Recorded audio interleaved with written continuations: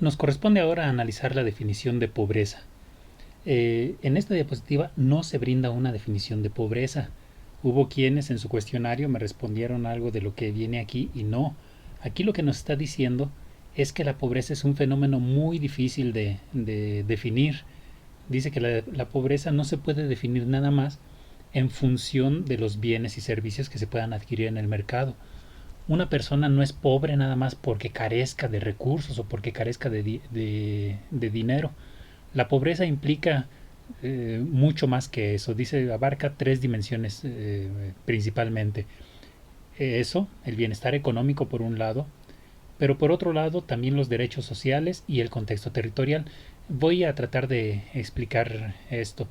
Eh, es muy relativo pensar en que, digamos, una familia es pobre simplemente por el hecho de que, pues a lo mejor tiene limitaciones económicas, no tiene grandes lujos, en ocasiones tienen ciertas necesidades, pero conocemos ¿no? Todos, yo creo que familias así, familias que a pesar de sus carencias viven felices, viven en armonía, trabajan. Estas personas no tienen grandes ambiciones y viven felices, van felices por la vida. Hay otros que tienen grandes riquezas, pero viven postrados en una cama, viven dependiendo de medicamentos, de tratamientos médicos, viven con cientos de problemas, viven endeudados completamente. Entonces, la pobreza, decimos, es difícil encerrarla nada más en el ámbito solamente económico. Recuerdo a un conferencista que en alguna vez escuché que decía que hay gente tan pobre, pero tan pobre, que lo único que tiene es dinero. Le falta todo lo demás. Le falta una familia, le falta relaciones de amigos, les falta salud, les falta tantas cosas que complementan la existencia del ser humano. Bien lo dice el Evangelio, no solo de pan vive el hombre, no solo de cosas materiales. Eh, el segundo punto serían los derechos sociales. De poco le sirve a una persona tener mucho dinero si es excluida de la sociedad, si es discriminada. Eh, hay quienes cambiarían todas sus riquezas pues por tener un poco más de aceptación, de aceptación interpersonal y de aceptación social en general. Y finalmente, el contexto territorial. Este es muy importante. También depende de dónde vivas, que va a ser la definición que se dé de riqueza o de pobreza. Hay personas en algunas aldeas por allá lejanas que son ricas nada más porque tienen dos chivas y ropa nueva para ponerse. Y con eso ya son ricas. Ellos ya no ambicionan nada más y las demás personas pues viven con menos de eso y vamos, este hay gente que vive en comunidades, en aldeas tan pequeñas que ellos mientras tengan este comida para el día o para la semana, ellos no necesitan nada más. ¿Y son pobres? No, no necesitan nada más que eso. Entonces, para definir la pobreza, pues hay que tomar en cuenta muchos aspectos. Sería muy complicado entonces dar una definición exhaustiva de pobreza si tomamos en cuenta tantos aspectos subjetivos. Entonces, para definir la pobreza de manera mucho más concreta, es importante tener un parámetro preciso. Y ese parámetro van a ser precisamente estas que hemos denominado carencias sociales. Son 6 las carencias sociales y ahí les van. La primera, educación. Luego, acceso a salud. En tercer lugar, seguridad social. Cuarta, vivienda. 5, servicios básicos, como lo puede ser agua, luz, drenaje, etcétera. Y finalmente, la sexta carencia social, la alimentación. Y entonces, dice aquí en esta diapositiva, la pobreza se define como esa situación en la cual una persona tiene por lo menos una de estas carencias sociales. Si esa persona tiene lo suficiente para comer, tiene una casa, etcétera, pero tiene rezago educativo, no fue a la escuela, o ni siquiera terminó la primaria, no tiene manera de acceder a niveles más altos de educación, pues entonces esa persona vive en pobreza, aunque tenga, aunque tenga ciertos lujos y ciertos beneficios. O una persona que no tenga acceso a la salud, que esté enferma, puede tener dinero, puede tener comodidades, etcétera, pero por tener esa carencia vive en un estado de pobreza. La seguridad social no la entendamos nada más como esta parte que tiene que ver con la salud. La seguridad social principalmente tiene que ver con el sistema de pensiones, con el hecho de asegurar tu futuro y que cuando llegues a cierta edad, que ya no puedas seguir trabajando, bueno, pues cuentes con un fondo que te permita seguir subsistiendo dignamente. Si no tienes eso, entonces estás en una situación de pobreza. Si no tienes una vivienda, si en tu vivienda no están los servicios básicos, si no tienes lo necesario para comer, entonces esa es una situación de pobreza. Así es como definimos la pobreza. Entonces, cuando se tiene una carencia social al menos y el ingreso es insuficiente para adquirir pues lo necesario para llevar una vida digna. No nada más en cuestión alimentaria, dice también en cuestiones no alimentarias, para satisfacer esas otras necesidades que no necesariamente tienen que ver con los alimentos. Y nos presenta algunos de los estados más pobres del país. Aquí viene Chiapas, Guerrero, Oaxaca, Puebla, Tlaxcala, Zacatecas y Veracruz. No es de extrañar que son la mayoría de ellos estados del sur de nuestro país, que tradicionalmente pues han sido siempre esta región más pobre, más rezagada de la economía nacional. No en este gobierno, no en los 2 o 3 gobiernos anteriores, desde siempre así ha sido la situación. Y es irónico porque no nada más aquí en México, a nivel mundial siempre se da esta situación curiosa y que tiene sus razones de ser, que las zonas más ricas en recursos naturales, los países incluso más ricos en recursos naturales, muchos países de África y del sur de Asia, son también los más pobres del mundo. No es el momento ahorita de hacer ese análisis, pero así es como se suele dar este, la dinámica económica en nuestro país y en el mundo. Por otro lado, hablamos de pobreza extrema cuando una persona o en una región se tienen por lo menos 3 de estas carencias sociales que ya hemos mencionado. Entonces es la diferencia entre la pobreza y la pobreza extrema. Eh, Esto es interesante, dice que una persona vive en pobreza extrema si aún cuando todos sus ingresos, todo lo que gana, se lo gastara completito en comprar comida, aún así no le alcanzaría para satisfacer sus necesidades alimentarias básicas.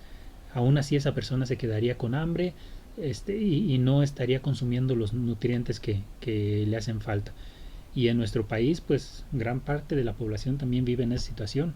Quizás aquí en el contexto en el que vivimos, aquí en San Felipe, pues conocemos a algunas personas indigentes y lo entendemos como desafortunadamente parte natural de cualquier sociedad, pero hay zonas del país en las cuales una gran cantidad de gente tiene estas carencias.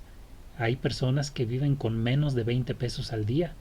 Imagínense una familia, imagínense ustedes qué harían con 20 pesos al día nada más para poder sobrevivir, para satisfacer tus necesidades.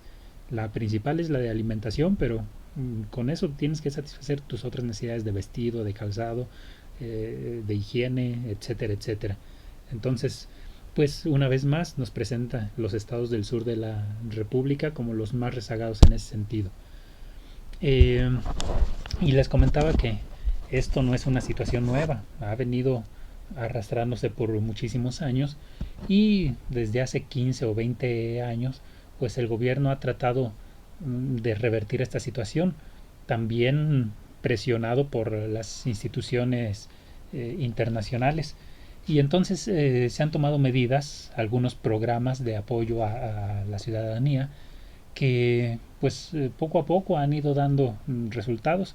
Programas como el Progresa, que luego se convirtió en Oportunidades, y recientemente se llamaba Prospera, que ya también en sexenio en el que nos encontramos pues ha habido ciertas modificaciones a esos programas, pero bueno, han sido programas que pues buscan ir sacando poco a poco primeramente a las personas que se encuentran en pobreza extrema y posteriormente ir extinguiendo también esos índices de pobreza que hay en el país.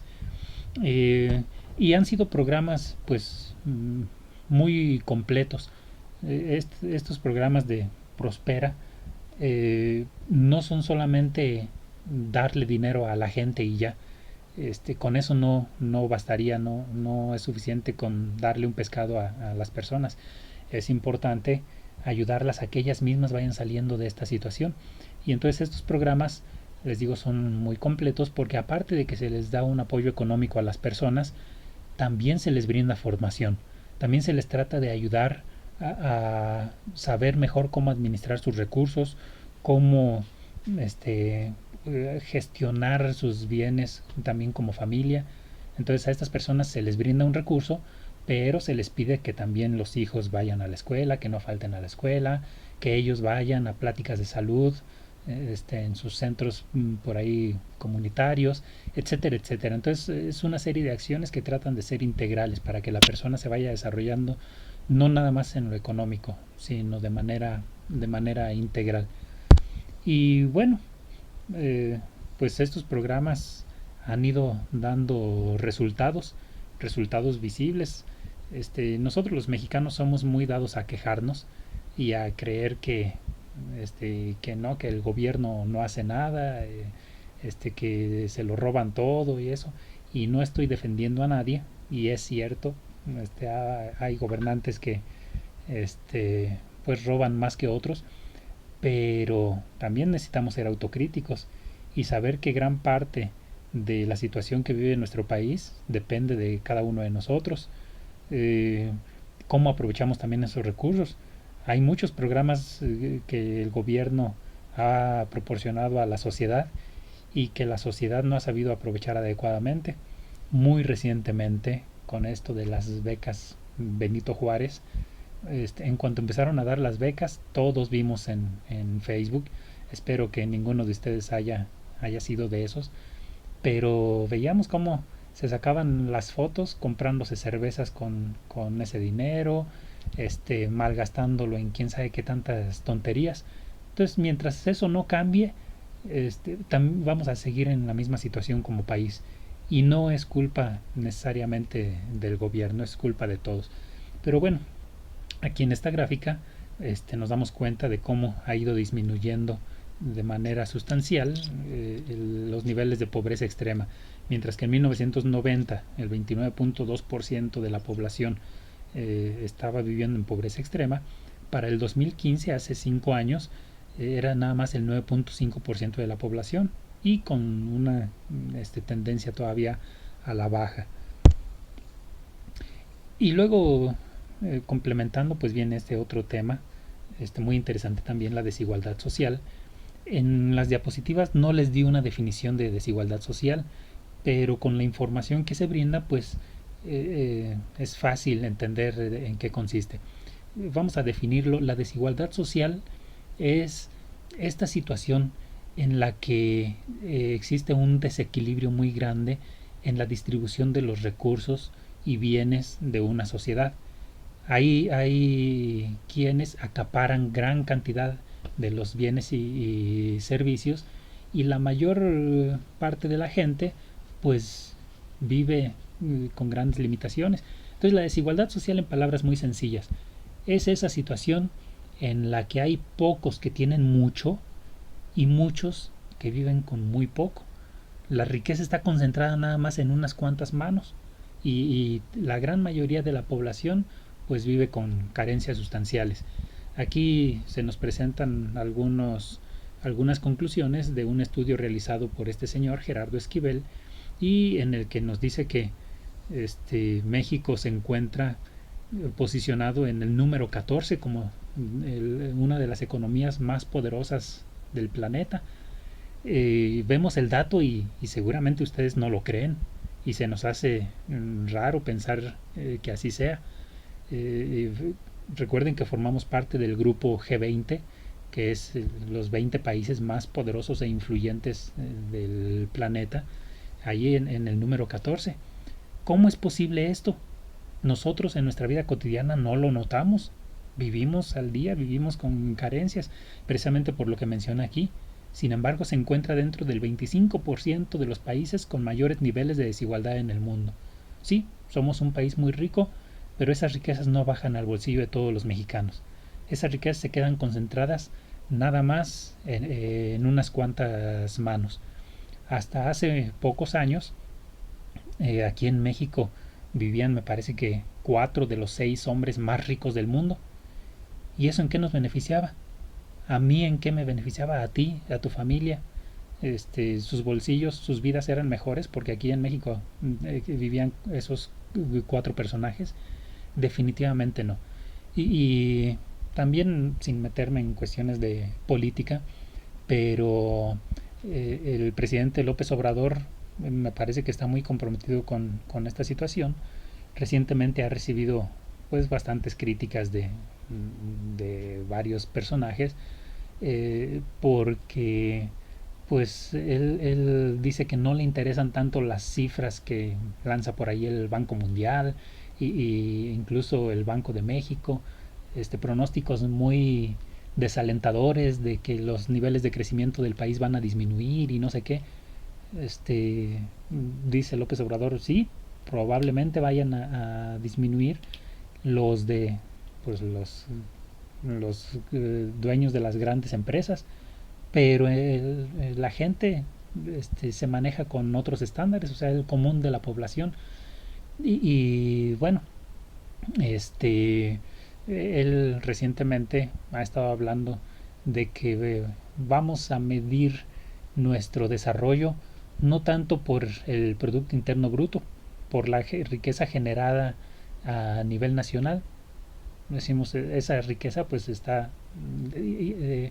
repartida de manera desigual.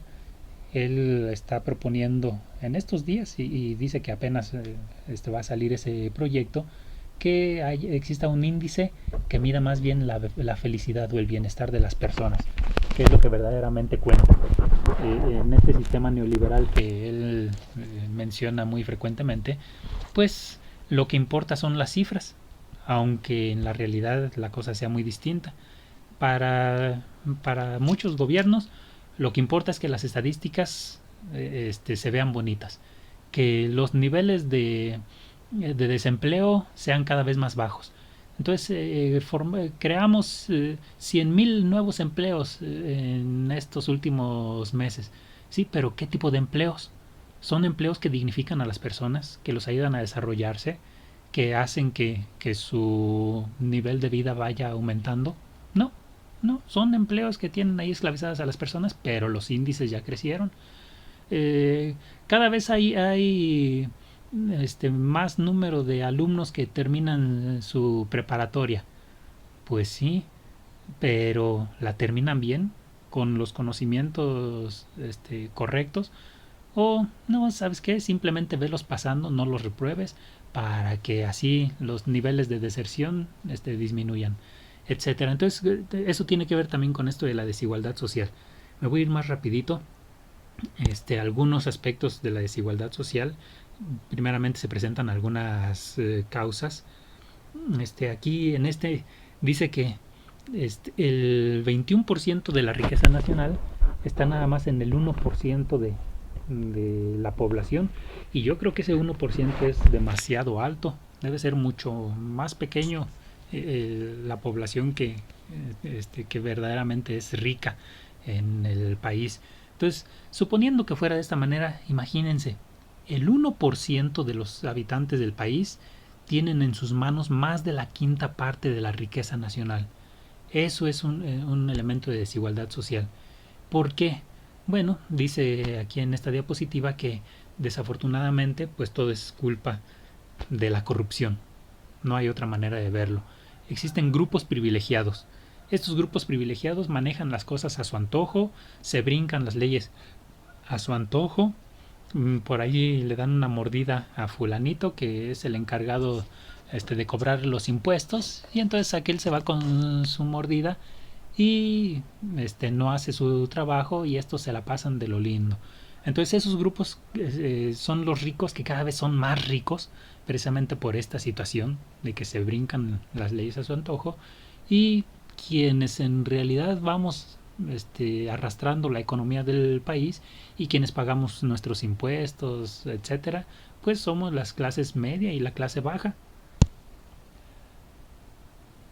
Estos ya serían algunas causas y a su vez consecuencias, o sea, entrarían dentro de un círculo vicioso de la desigualdad social. Menciona gran parte de las escuelas públicas que carecen de acceso a drenaje, agua potable, etcétera, etcétera. Situaciones muy precarias de estas escuelas, y decimos son causa de desigualdad social porque pues en esas escuelas van a salir los niños bien preparados, van a salir con las herramientas suficientes como para elevar su calidad y su nivel de vida. Desgraciadamente no. Y es consecuencia al mismo tiempo de esta desigualdad social, que los recursos están mal distribuidos, y pues en zonas marginadas pues viven con todo este rezago. Principalmente lo manifiesta aquí las zonas indígenas, son las que más sufren las consecuencias de esta desigualdad social. Incluso dice aquí 4 veces más que el resto de la población que no es indígena. Y aquí pues nos habla de más consecuencias. Se limita el potencial del capital físico, social y humano de México. ¿Eso qué quiere decir? Pues quiere decir que el resto de la población no podemos salir de la situación en que vivimos. Nos cuesta muchísimo trabajo prosperar. Alguien por ahí con mucho trabajo ahorra para poner un pequeño negocio, una pequeña empresa, y los grandes empresarios, los que tienen un capital mayor, pues van a buscar la forma de que esa pequeña empresa no les robe el mercado, que no prospere, que no se desarrolle por igual. Entonces, a los ricos, a los poderosos, pues les conviene tener a las personas ahí sometidas, que no puedan crecer y que no puedan llegar a ser competencia para ellos. Los beneficios económicos, entonces, dice el crecimiento del país, sí se va dando un crecimiento, pero es un crecimiento excluyente, es un crecimiento que siempre se va a quedar en las mismas manos. Y bueno, pues aquí finalmente se nos habla del aspecto de la globalización. A nivel mundial pues se vive esta misma situación, en algunos países más, en otros países menos, pero todos viven situaciones de desigualdad social, y entonces pues se ha visto la necesidad de ir eliminando cada vez más esta brecha, que las diferencias entre ricos y pobres sean cada vez menores, y para ello no basta nada más con lograr un desarrollo económico. Al final de esta diapositiva nos dice que también es importante resolver los fenómenos social y humano. Aparte de que las personas pues tengan cada vez mayores ingresos, pues que también las situaciones de justicia, de igualdad de derechos, etcétera, pues vaya siendo cada vez mejor. Con esto termino, espero que les haya sido de provecho.